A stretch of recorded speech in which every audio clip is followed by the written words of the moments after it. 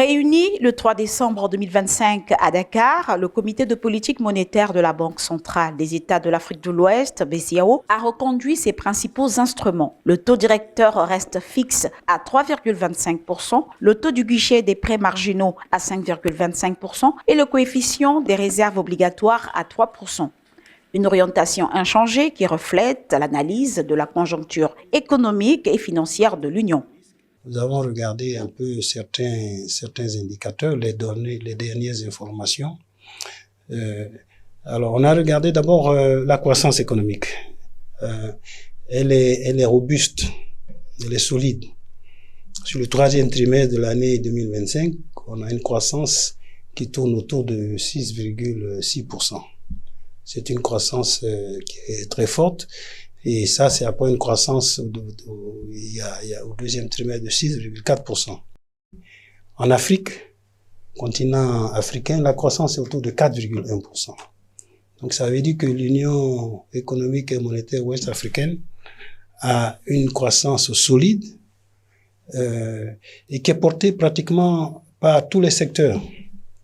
Le secteur agricole a une croissance forte. On a connu une très bonne campagne agricole, mais les autres secteurs également ont fortement contribué.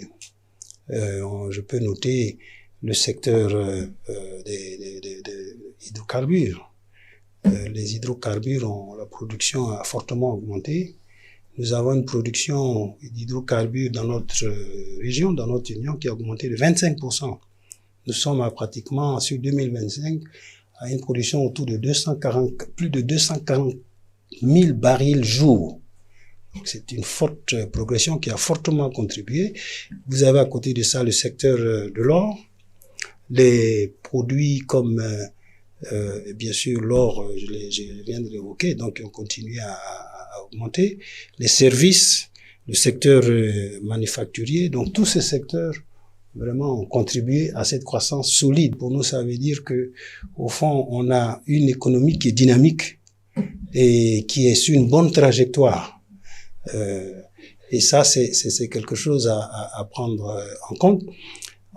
Et ensuite, on a vu également que cette croissance est financée de manière adéquate par le secteur bancaire.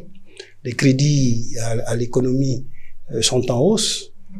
D'une année sur l'autre, un glissement annuel, comme on dit. On a une croissance des crédits à l'économie donc portée par le secteur bancaire qui croît de 6%. La liquidité bancaire est abondante. Nous avons une bonne liquidité bancaire. D'une année sur l'autre, la liquidité bancaire a augmenté de près de 1700 milliards. On a regardé l'inflation.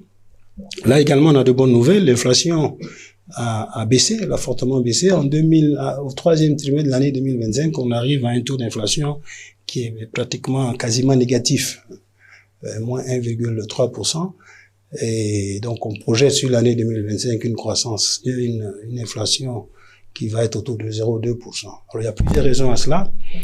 La première raison pour cette performance en matière d'inflation, c'est que les prix des produits que nous importons, c'est-à-dire les produits agricoles, les produits énergétiques, ont baissé. Donc, cette combinaison, donc des prix importés à la baisse, des prix, de la bonne l'offre de produits alimentaires sur le marché régional.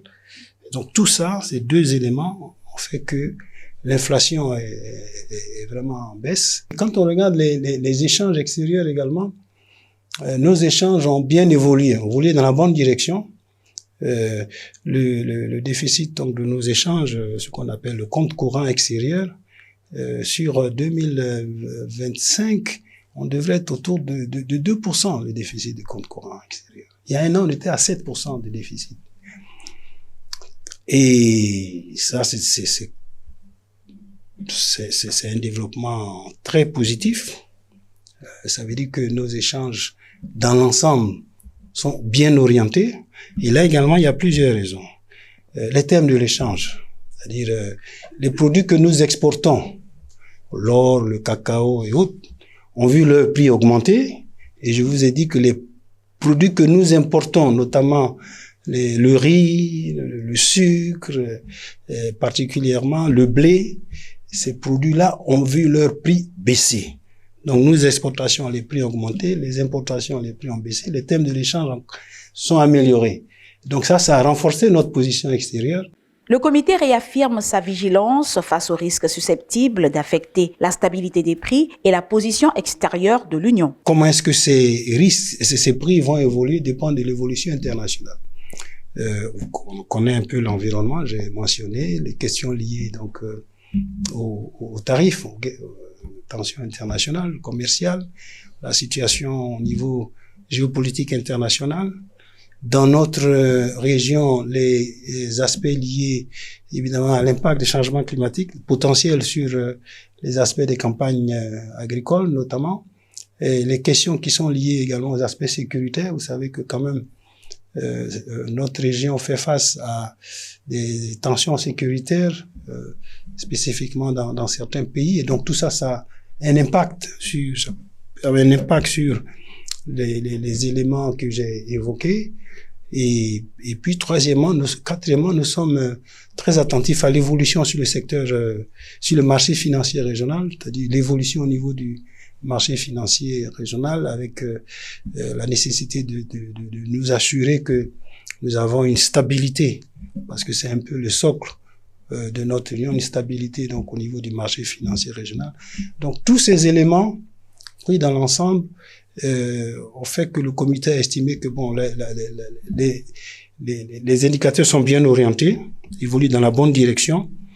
Il y a des aspects des risques, et dans des situations comme ça, le comité a estimé qu'il était nécessaire de rester prudent et de suivre l'évolution et s'assurer qu'effectivement on continue dans cette dynamique sans que des risques puissent venir limiter la capacité de la Banque centrale à réagir. La BCEAO se dit prête à ajuster ses instruments, si nécessaire, afin de garantir la stabilité monétaire et financière au sein de l'UEMOA.